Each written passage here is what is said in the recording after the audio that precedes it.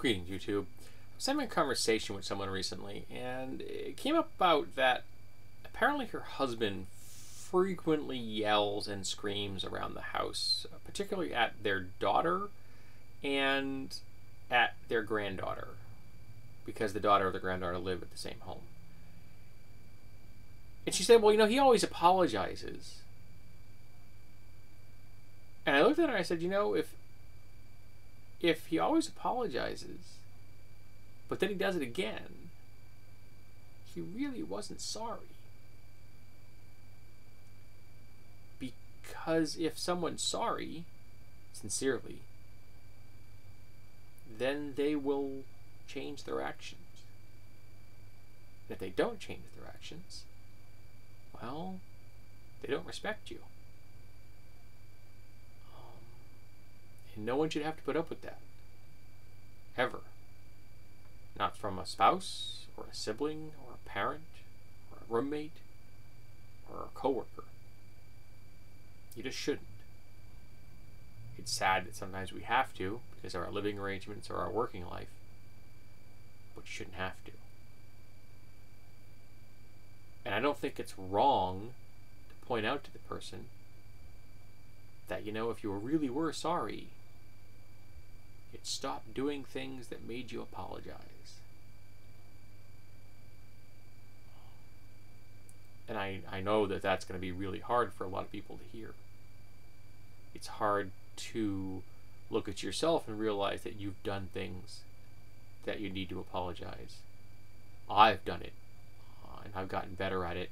And as I go forward through my life, and as my anxiety and my depression and my PTSD gets more and more under control, I realize how many times I have done it, which is kind of depressing in and of itself, because I realize how many times that I step on people's feelings or was rude, not because I wanted to be, but because I was lost in my mental illness and I didn't take the cues that I should have.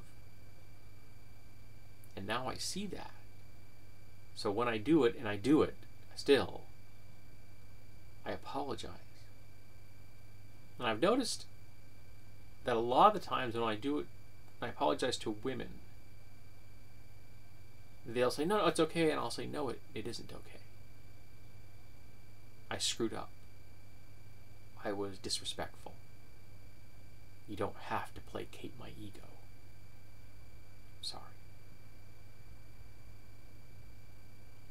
That tearing away the facade, tearing away the defense mechanisms that I built up over a lifetime for a war that ended 40 years ago.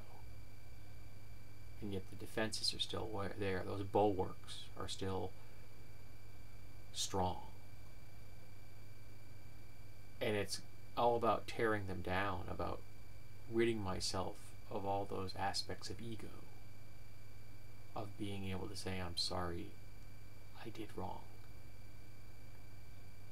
And people who are apologizing and then still doing the offensive things, the disrespectful things, aren't doing that. No, I don't have all the answers. I wouldn't be where I am now as far as health and self-awareness if it weren't from my therapist, which is why I always suggest people go to see one. I am not a professional. I don't even play one on YouTube. But I am someone who's been in the trenches. And I can tell you that the way out of them is through understanding yourself. And my therapist has been incredibly useful at doing that. At noticing when I get angry and frustrated to stop. To stop. And figure out right then, why am I angry and frustrated? And if I can't, allowing myself the space to say it's okay right now, that I don't understand why. I've ceased being angry and frustrated. And even if I don't grasp it right now, even if I don't grok it at this moment, I can let it simmer in my subconscious. And for me, it may pop up in a dream, or I may read something, or hear something, or encounter something on YouTube, or Tumblr, or a blog post, or something that'll click. And then suddenly I'll grasp why I was frustrated and angry in that moment. It took me a long time to figure out why I was angry about 4th edition. So, I mean, a long time. Years. So, sometimes things take what they take. The people who are hurting you, mentally, emotionally, physically, sexually, financially, people who are manipulating you and things like that, and they apologize and they do it anyway, they're not sorry, and they're not showing you respect, and you deserve better. And I know that you may be in a circumstance where you can't confront them and you can't get out right now. I understand that completely. I get it. But realize that at least somebody out there thinks that you deserve respect. I don't think it. I know you deserve respect. You deserve self-respect. You deserve to be treated with courtesy, kindness, sympathy, compassion, and empathy.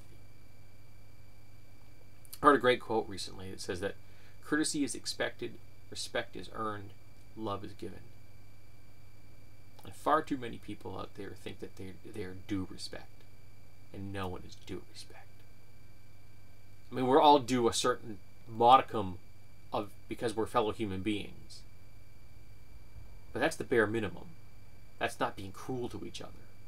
Beyond that, if someone wants respect beyond that base level of social lubrication, they need to earn it. And if someone's saying, oh, I'm sorry, but they're doing it, the same thing or multiple things over and over again, so they have to keep apologizing, you're not going to get my respect. It doesn't mean I wish ill upon you, but it means I wish you would just go away. That I don't need your interaction any longer. That I don't have to engage with you. I don't have to be social with you. Now, sometimes we don't have that luxury. Sometimes we have to live with these people or work with these people, and we have to be courteous to them. Because that can make life survivable in some cases. Because sometimes our lives can be at risk from these people. But don't for a second think that you don't deserve respect. Because you do.